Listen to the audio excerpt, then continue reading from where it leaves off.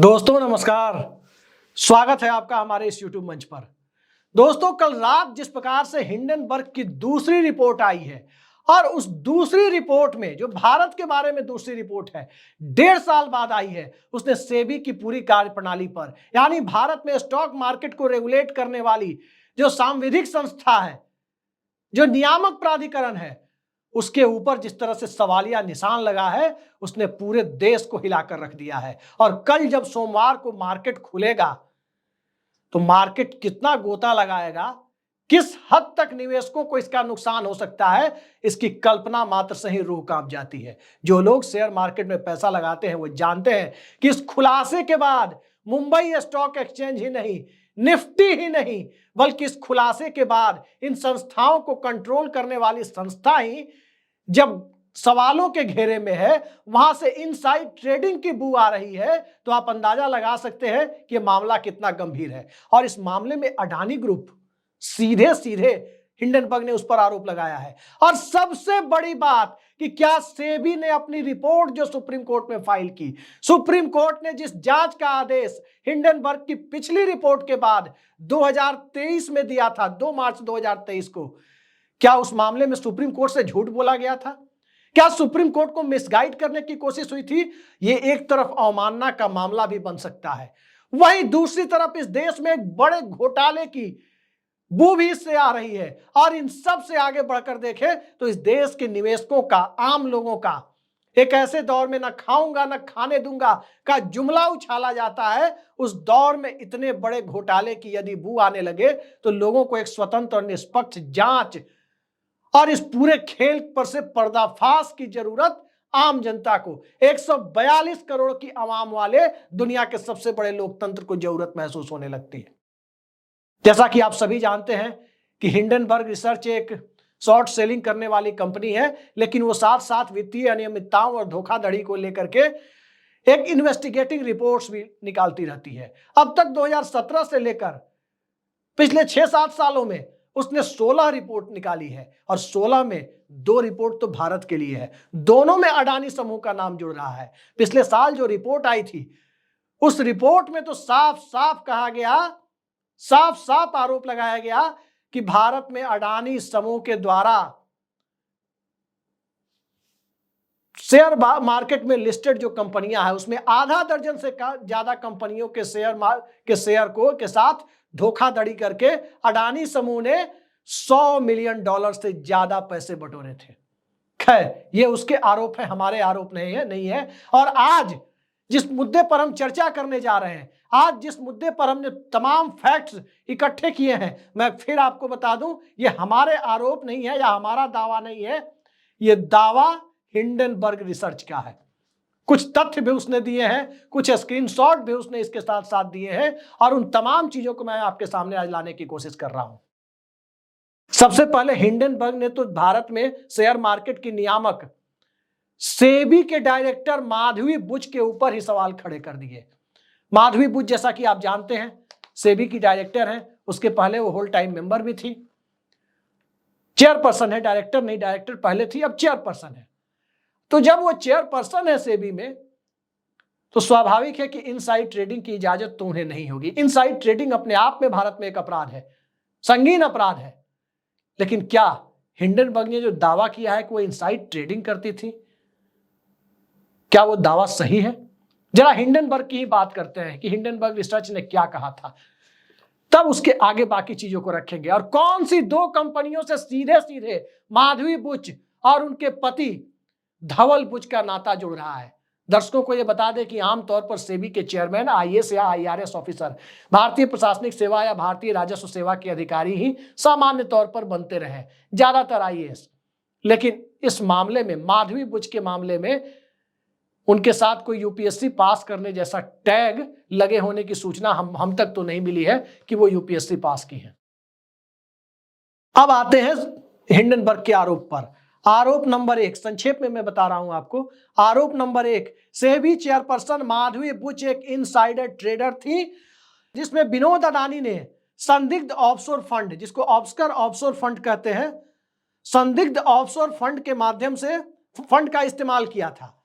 आरोप नंबर 2, माधवी बुच ने अपने पति धवल बुच के नाम पर इनसाइड ट्रेडिंग की। आरोप नंबर 3, ब्लैक स्टोन एक कंपनी है, इसकी चर्चा अभी हम आपको बताएंगे आगे। ब्लैक स्टोन की पैरवी के लिए REIT बनाकर REIT की पैरवी की, REIT real estate investment fund, real estate investment trust, real estate investment trust के नाम पर जो कुछ कंपनियां हैं उनकी पैरवी माधवी बुच ने की। और माधवी बुच ने जिनकी पैरवी की उसके पक्ष में माहौल बनाया, उसमें उनके पति भी जुड़े हुए थे, या वो खुद तो नहीं लेकिन उनके पति जुड़े हुए थे। इसके लिए उन्होंने फुरू का भी इस्तेमाल किया, FURU, फुरू। जो लोग शेयर मार्केट के एक्सपर्ट हैं वो जानते हैं, फुरू का मतलब ये होता है कि जिस व्यक्ति के पास अंदर की सारी जानकारी होती है कि कौन सा शेयर चढ़ने वाला है, कौन सा गिरने वाला है। एक तरह से इनसाइडर का मामला ही होता है। संक्षेप में उसे लोग आम बोलचाल की भाषा में फुरू को फेक गुरु भी कहते हैं, जाली गुरु। अब जाली गुरु वास्तविक कैसे हो सकता है जब तक उसके पास इंफॉर्मेशन ना हो। और आरोप तो माधवी पूरी बुच के ऊपर ही है कि उन्होंने अपने पति के नाम से इस तरह का काम किया। आरोप नंबर 4, माधवी बुच की अडानी ग्रुप से के साथ इतनी नजदीकी है कि उसमें $10 मिलियन उनकी कुल जमा पूंजी, माधवी बुच की कुल जमा पूंजी $10 मिलियन है। $10 मिलियन का मतलब होता है लगभग 84 करोड़ रुपए। और दिलचस्प बात यह है कि ये 84 करोड़ रुपए यानी $10 मिलियन उन्हें उनकी तनख्वाह से मिले हैं। सेबी के चेयरमैन को कितनी तनख्वाह मिलती है? भारत के राष्ट्रपति की तनख्वाह भी यदि कोई 20 साल भी राष्ट्रपति पद पर रह ले तब भी उसकी तनख्वाह 84 करोड़ नहीं हो सकती। 84 करोड़ रुपए तनख्वाह भारत में कौन व्यक्ति उठा सकता है? किसने अपनी सर्विस के दौरान उठाया होगा सरकारी नौकरी में? यह बात मैं अपने दर्शकों पर छोड़ता हूं कि जरा हमारे दर्शक हमें बता दें कि 84 करोड़ रुपए तनख्वाह के जरिए $10 मिलियन यानी 84 करोड़ रुपए किसके पास आए। हिंडनबर्ग का यह भी दावा है कि जो भी सूचनाएं उसने अपनी इस रिपोर्ट में प्रकाशित की है वो सारी सूचनाएं उसे भारत में उपलब्ध अपने सोर्सेज के माध्यम से जानकारी के तौर पर हासिल हुई है। अब आते हैं हिंडनबर्ग रिपोर्ट में क्या क्या आरोप बतौर इनसाइड ट्रेडर माधवी बुच और उनके पति धवल बुच के ऊपर लगाए गए हैं। यह कॉन्फ्लिक्ट ऑफ इंटरेस्ट का मामला है, आप जानते हैं, क्योंकि कोई व्यक्ति जो सेबी में पदाधिकारी हो और उसके पति या उसके घर के लोग इस तरह के कामों में लिप्त हो तो निश्चित तौर पे कॉन्फ्लिक्ट ऑफ इंटरेस्ट यानी हितों के टकराव का भी मामला है, और दूसरी तरफ इनसाइड ट्रेडिंग का मामला तो एक संगीन अपराध बनता ही है। इसके बाद आप देखिए, इन्होंने कहा कि हिंडनबर्ग की रिपोर्ट में कहा गया कि माधवी बुच उनके पति धवल बुच के पास ऑफशोर फंड जो थे, ऑफशोर फंड में जो निवेश किया गया जिसमें हिस्सेदारी थी वो ऑफशोर बरमूडा, जो ऑफशोर फंड है, जो संदिग्ध फंड है, बरमूडा और मॉरिशस के फंडों में हिस्सेदारी थी। और यह वही फर्म है जिसमें गौतम अडानी के रिश्तेदार विनोद अडानी के द्वारा इस्तेमाल किया जाता है। ये वही सब फंड है जिसमें इनकी हिस्सेदारी है जिसे विनोद अडानी इस्तेमाल करते हैं। अब आगे देखिए, माधवी बुच और धवल बुच ने 5 जून 2015 को सिंगापुर में IPE प्लस फंड 1 के साथ एक खाता खोला। IPE प्लस फंड 1 को नाम के खाते को 2013 में शुरू किया गया था और 2019 में खत्म कर दिया गया। तो वहां पर उन्होंने माधवी बुच और धवल बुच ने एक खाता 2015 में खोला था। बताते चले कि उस वक्त माधवी बुच सेबी में नहीं थी। आगे देखिए, IIFL एक कंपनी है। इस IIFL का जो डिक्लेरेशन है, उसकी जो घोषणा है, इसे आप हमारी स्क्रीन पर देख सकते हैं। IIFL की घोषणा को, IIFL की घोषणा यह कहती है कि इन्वेस्टमेंट सोर्स के रूप में सैलरी को बताया गया है, वेतन को। जी हाँ, $10 लाख आप हमारी स्क्रीन पर देख सकते, $10 मिलियन आप हमारी स्क्रीन पर देख सकते हैं, यानी लगभग 84 करोड़ रुपए सैलरी के रूप में। काश इतनी सैलरी हम लोगों को मिले किसी नौकरी में, तो अभी से जाकर के पत्रकारिता छोड़ के उस परीक्षा की तैयारी शुरू कर दें कि भाई 84 करोड़ रुपए कहाँ सैलरी मिलती है। क्या जरूरत है आपको आकर सच बताने की? हमें 2 नंबर का पैसा हमारे जैसे लोग कमा नहीं सकते, और 1 नंबर के रास्ते से अगर 84 करोड़ रुपए मिले तो निश्चित तौर पर यह कागज पत्तर कैमरा के सामने आकर बैठना, इतनी लाइटिंग के बीच तमाम तरह की बातें, देश हित के बारे में बताना, शायद इसकी जरूरत नहीं पड़ती। शायद आपको भी नहीं पड़ती अगर 84 करोड़ रुपए हमारे दर्शकों को सालाना मिलने लगे या उनको अपनी सैलरी से पूरी जिंदगी भी मिले तो। खैर, ये हिंडनबर्ग के आरोप है। और जब हिंडनबर्ग के आरोप लगाए गए हैं इस रिपोर्ट में, तो पहली बात ये कि सेबी के चेयरमैन पर आरोप लगना, ऐसे चेयरमैन के ऊपर जिस चेयरमैन के अडानी ग्रुप या किसी भी ग्रुप के साथ, अडानी नहीं होते किसी और ग्रुप के साथ भी होता, तो ये अपने आप में एक संगीन अपराध की श्रेणी में आता। क्योंकि यदि इन आरोपों में दम है, सच्चाई है, तो निश्चित तौर पर इससे बड़ा आर्थिक गुनाह इस देश में सत्ता के कथित संरक्षण में नहीं हो सकता है। क्योंकि स्वाभाविक है कि जो डॉक्यूमेंट्स वो सुप्रीम कोर्ट में सेबी दे रही है, सत्ता की मंजूरी के बिना, प्रत्यक्ष या अप्रत्यक्ष मंजूरी के बिना तो वो जाता नहीं होगा। क्योंकि सरकारी वकील ही उनकी तरफ से बहस करते हैं। तो सरकारी वकील जब बहस करेंगे, सरकारी वकील जब पेश होंगे सेबी की तरफ से, तो उनके पॉलिटिकल मास्टर हो ही नहीं सकता कि इस बारे में नहीं जानते हो कि जो डॉक्यूमेंट्स वो दे रही है सुप्रीम कोर्ट को वो सही है या गलत है। पिछले साल तो लीपापोती कर क्लीन चिट दे दी गई थी। सुप्रीम कोर्ट ने भी कह दिया था कि इस तरह के बाहरी आरोपों पर भरोसा नहीं करना चाहिए और इस बाहरी आरोपों पर हम जांच नहीं करा सकते। लेकिन अब तो इतना संगीन आरोप है कि बिना जांच कराए कोई रास्ता नहीं निकलता है। और जांच की बात के साथ साथ दो महत्वपूर्ण चीजें और आती है। दो कंपनियां, ब्लैक स्टोन और अगोरा पार्टनर्स, जी हां, और ब्लैक स्टोन और अगोरा पार्टनर्स का क्या रिश्ता है इस पूरे मामले से, और ब्लैक स्टोन अगोरा पार्टनर्स, इन दोनों कंपनियों का माधवी बुच और उनके पति धवल बुच के साथ क्या रिश्ता है, आइए अब जरा इसकी भी तफसील से पड़ताल करते हैं कि क्या है ये मसला। क्योंकि इसको सुनने के बाद सत्ता में बैठे हुए लोग जो माधवी बुच को इस पद पर लाने वाले थे, उनके भी कान खड़े हो जाएंगे कि आखिर किस गलत आदमी को बना दिया। आमतौर पर भारत में परंपरा रही है कि इस तरह के आरोप जब लगते हैं सबसे पहले इस्तीफा होता है। आज जो आरोप हिंडनबर्ग रिसर्च ने लगाए हैं, इन आरोपों के ऊपर माधवी बुच की प्रतिक्रिया भी आई है, उन्होंने भी इसे सिरे से खारिज किया है। अडानी समूह की भी प्रतिक्रिया आई है, उन्होंने भी इसे सिरे से खारिज किया है। लेकिन जब सिरे से खारिज किया गया है तो भला सेबी के ट्विटर हैंडल को रेस्ट्रिक्ट क्यों किया गया, उसे ब्लॉक क्यों कर दिया गया है, तत्काल प्रभाव से उस ट्विटर हैंडल को बंद क्यों किया गया है? ये सवाल लोग पूछना चाहेंगे कि आखिर उस ट्विटर हैंडल को बंद करने की नौबत क्यों आई है। खैर, जिन दो कंपनियों का मैंने जिक्र किया, अगोरा एंड ब्लैक स्टोन, अगोरा पार्टनर्स एंड ब्लैक स्टोन, पहले बात अगोरा की करते हैं। यह दिलचस्प जानकारी आपको मिलेगी तो आपको पता चलेगा कि वाकई हिंडनबर्ग ने जो आरोप लगाए हैं वो यूं ही लगा दिए हैं या इन आरोपों में कुछ दम भी है। पहले बात अगोरा पार्टनर्स की कर लेते हैं। अप्रैल 2017 से मार्च 2022 के बीच जब माधवी बुच सेबी में होल टाइम मेंबर थी, इसी दरमियान उनके पास सिंगापुरी कंसल्टिंग फर्म अगोरा पार्टनर्स में 100% की हिस्सेदारी थी। 100% की हिस्सेदारी। उसके बाद आगे देखिए, मार्च 2022 में सेबी का चेयरमैन बनने के बाद माधवी बुच ने इसके 2 हफ्ते के बाद, मार्च 2022 में जब उन्होंने सेबी के चीफ का कार्यभार संभाला, उसके 2 हफ्ते के बाद माधवी बुच ने इस कंपनी के शेयर को, अधिकांश शेयर को, ज्यादातर शेयर को अपने पति के नाम ट्रांसफर, धवल बुच के नाम ट्रांसफर कर दिया था। आगे देखिए, अगोरा पार्टनर्स प्राइवेट लिमिटेड को मार्च 2015 में सिंगापुर में रजिस्टर्ड किया गया था। जी हां, यह अगोरा पार्टनर्स जो कंपनी है जिसमें पहले माधवी बुच की 100% हिस्सेदारी थी, चेयरमैन बनने के बाद उसने अपनी हिस्सेदारी को अपने पति के नाम ट्रांसफर कर दिया। इस कंपनी को 2015 में सिंगापुर में ही रजिस्टर्ड किया गया था। अब इसके आगे एक और दिलचस्प जानकारी है कि अगोरा पार्टनर्स के अलावा भी अगोरा के नाम से एक और कंपनी लिस्टेड है। अगोरा के नाम से एक और कंपनी है जिसका नाम है अगोरा एडवाइजरी। अगोरा एडवाइजरी के नाम से है, रजिस्टर्ड है, और इसमें माधवी बुच जो सेबी चेयरपर्सन है उनकी 99% हिस्सेदारी है। 99% हिस्सेदारी माधवी बुच की अगोरा एडवाइजरी में है।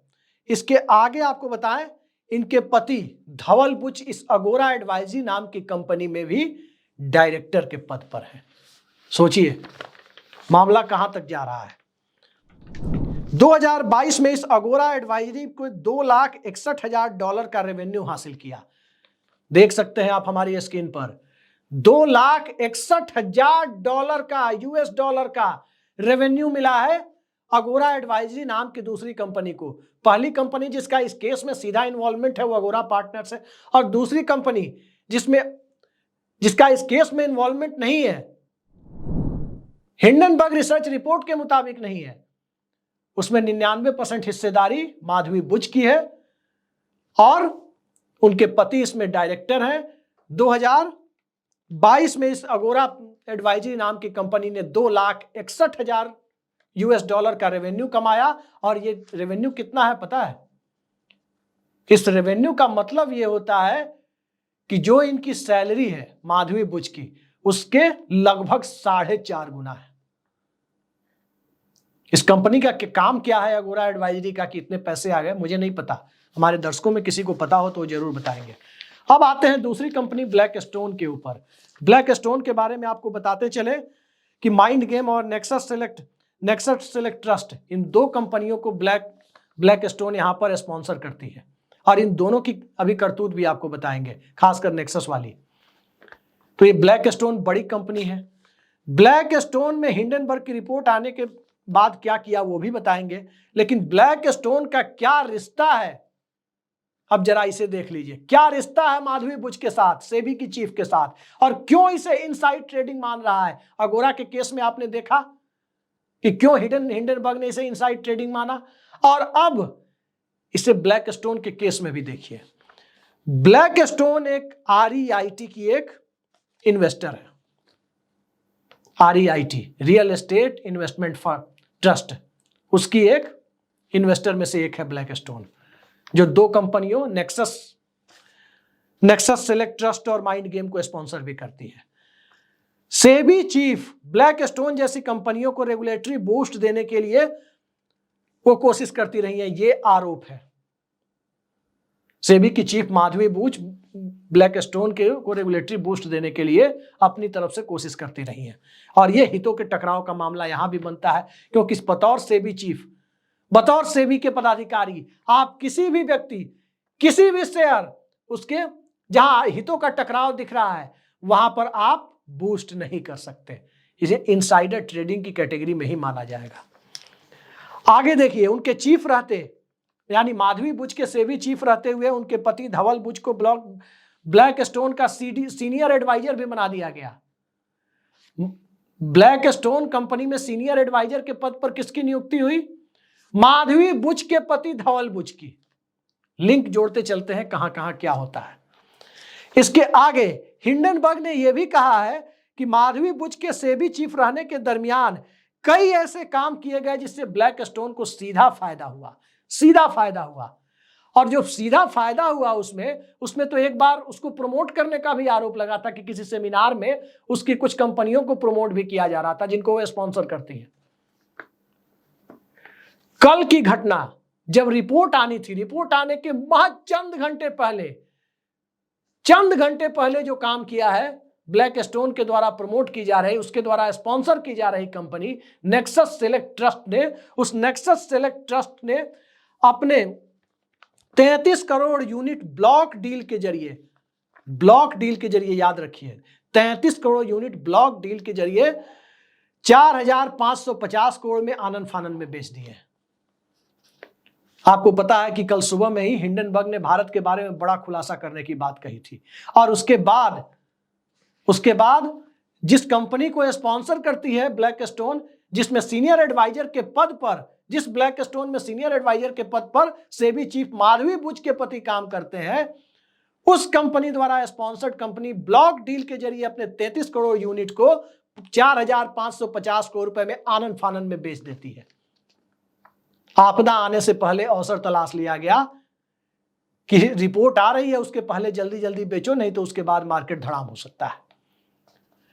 ये पूरा का पूरा खेल है। मैंने एक एक चीज जो अब तक मैंने पढ़ी, अब तक मुझे मिली, उस रिपोर्ट को पढ़ने के बाद मैंने आपके सामने लाने का काम किया है, और ये मैं अपने दर्शकों के ऊपर छोड़ता हूं कि क्या आपको लगता है, हमारे व्यूअर्स को क्या यह बात लगती है कि इसकी जांच सुप्रीम कोर्ट के द्वारा, किसी सिटिंग जज के द्वारा कराई जानी चाहिए?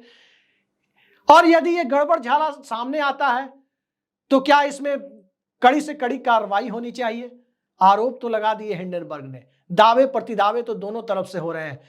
अडानी ग्रुप और माधवी बुच इसे नकार रही है, लेकिन जब नकार रही है तो आखिर सेबी के ट्विटर को क्यों बंद किया गया, यह सवाल तो लोग पूछेंगे।